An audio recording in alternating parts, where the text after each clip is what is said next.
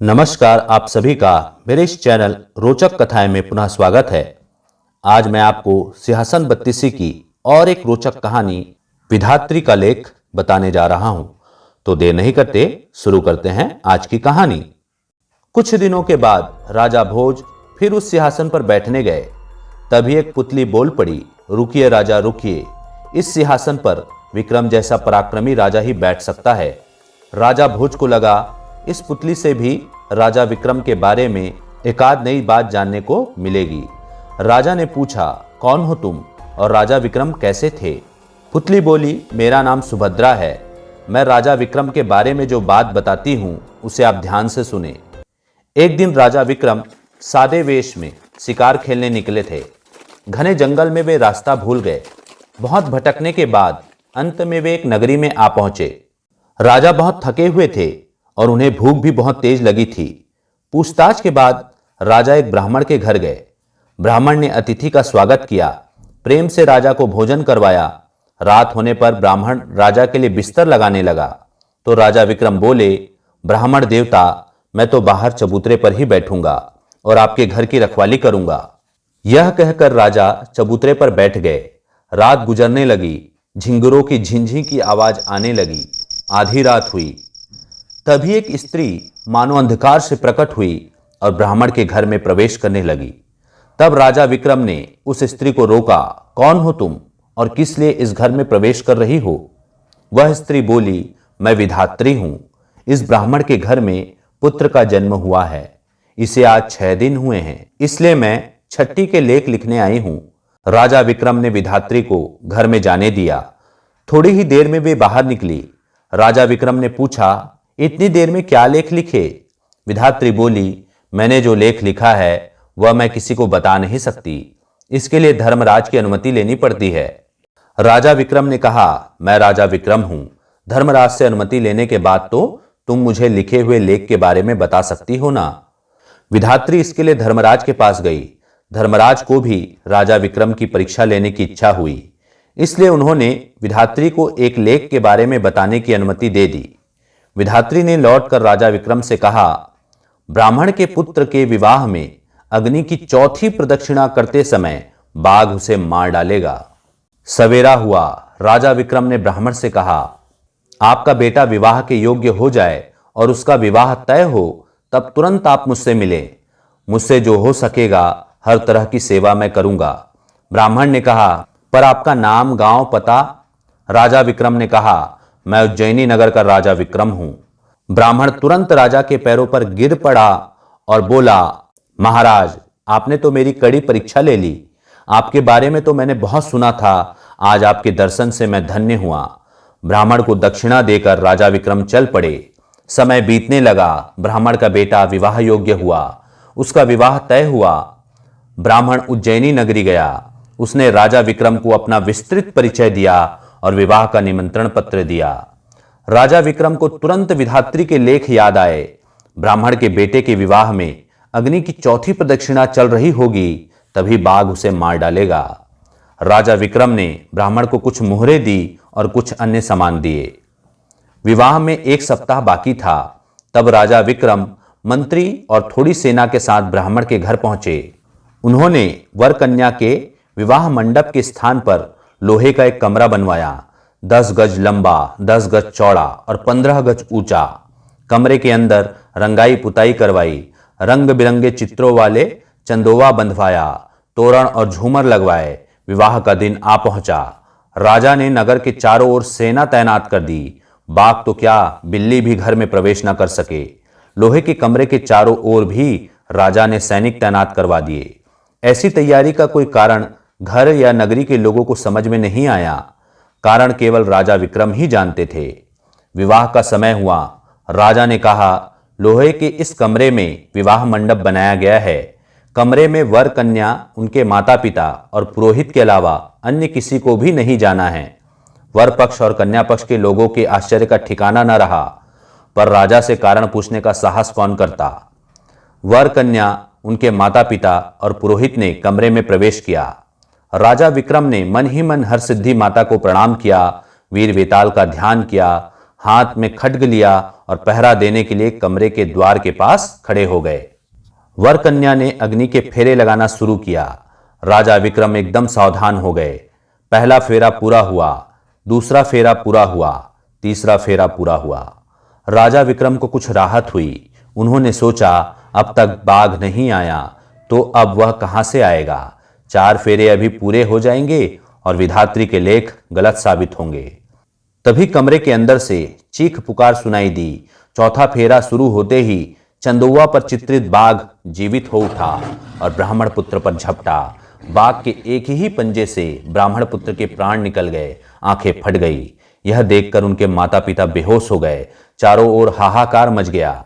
इतनी सारी सावधानी रखने पर भी राजा विक्रम हाथ मलते रह गए। जंगल से कोई बाघ यहां आ पहुंचता तो वे उसे एक ही बार में मार डालते, पर चित्रित बाघ का क्या किया जाए। राजा विक्रम आसानी से हार मानने वाले नहीं थे। उन्होंने तय किया, या तो मैं ब्राह्मण के बेटे को जीवित करूंगा या उसकी चिता पर उसके साथ ही जल मरूंगा। राजा विक्रम ने ब्राह्मण से विनती की, ब्राह्मण देवता, आप मुझे 1 वर्ष का समय दीजिए। भगवान की कृपा होगी तो आपका बेटा अवश्य जीवित होगा। ब्राह्मण की समझ में कुछ नहीं आया। वह मूढ़ की तरह राजा की ओर देखता ही रहा। राजा ने उसे समझाया, अपने पुत्र के शव को कस्तूरी भरकर लकड़ी की पेटी में संभाल कर रखें। मैं उसे जीवित करने का उपाय करने के लिए जा रहा हूं। 1 साल के बाद यदि मैं यहां न लौटूं तो अपने पुत्र का दाह संस्कार कर दे, तब तक शव को संभालें। राजा ने मंत्री से कहा, आप उज्जैनी जाइए और राजकाज को संभालिए, प्रजा को सुखी रखिए। इस तरह सारी व्यवस्था करके राजा विक्रम घोड़े पर सवार होकर निकल पड़े। दिन के बाद दिन और महीने के बाद महीने गुजरते गए। एक दिन राजा एक जंगल से गुजर रहे थे, तभी आवाज आई, हे पथिक। राजा ने इधर उधर देखा पर कोई आदमी दिखाई नहीं दिया। फिर आवाज आई, हे पथिक। राजा विक्रम ने आवाज की दिशा में देखा तो एक पेड़ के नीचे एक बड़ा सा सांप पड़ा था। उसने कहा, मेरा पूरा शरीर जल रहा है, खाना पीना जीना मुझे कुछ भी अच्छा नहीं लगता। सुना है कि पर दुख भंजक राजा विक्रम दुखियों के दुख दूर कर देते हैं। हे पथिक, क्या तुम मुझे राजा विक्रम के पास ले जाओगे? राजा ने कहा, मैं ही राजा विक्रम हूं, बोलो तुम्हारे दुख का क्या उपाय है? सांप बोला, अपने पेट में मुझे आश्रय दीजिए तो मेरी जलन शांत हो जाए और मेरा दुख दूर हो। राजा ने कहा, कोई बात नहीं, तुम खुशी से मेरे पेट में रहो। यह कहकर राजा ने अपना मुंह खोला। सांप राजा के मुंह में होकर उनके पेट में घुस गया, मानो वह बिल में घुस रहा हो। सांप की जलन शांत हो गई, उसकी जान और शरीर को ठंडक मिली। लेकिन कुछ दिनों के बाद राजा को पेट का गंभीर रोग शुरू हुआ। उनका पेट बड़े से बड़ा होने लगा और हाथ पैर सूख कर रस्सी जैसे हो गए। शरीर में ऐसी पीड़ा होने लगी मानो 100 बिच्छू डंक मार रहे हों। पेट के रोगी राजा विक्रम घूमते घूमते एक दिन सदावती नगरी में आ पहुंचे। वहां का राजा महेंद्र था। राजा महेंद्र की 2 राजकुमारियां थी, बड़ी 18 वर्ष और छोटी 16 वर्ष की। एक बार राजा महेंद्र ने दोनों लाडली राजकुमारियों को अपने पास बुलाकर पूछा, तुम अपने कर्म पर आधारित हो या पिता के कर्म पर? बड़ी लड़की ने जवाब दिया, मैं पिता के कर्म पर आधारित हूं। छोटी बेटी ने कहा, मैं तो अपने कर्म पर आधारित हूं। छोटी राजकुमारी का जवाब सुनकर राजा को बहुत गुस्सा आया। पिता की यह कद्र। तभी किसी सेवक ने आकर राजा से कहा, महाराज, अपनी नगरी में कोई उदर रोगी आया है। राजा गुस्से में बोल उठे, उस उदर रोगी के साथ अपने कर्म पर आधारित राजकुमारी का तुरंत विवाह कर दो और उसे विदा कर दो। राजकुमारी को विदा करते समय राजा ने कहा, अब तुम्हें पता चलेगा कि अपने कर्म पर विश्वास करने वाली को कैसा सुख मिलता है। पर राजकुमारी बिना कोई जवाब दिए पिता के पैर छूकर उस उदर रोगी के साथ चल पड़ी। एक गांव की सीमा पर झोपड़ी बनाकर राजकुमारी उदर रोगी के साथ रहने लगी और उसकी सेवा करने लगी। एक रात राजकुमारी ने अद्भुत दृश्य देखा। नींद में पति का मुंह खुल गया था और मुंह से एक सांप ने सिर बाहर निकाला था।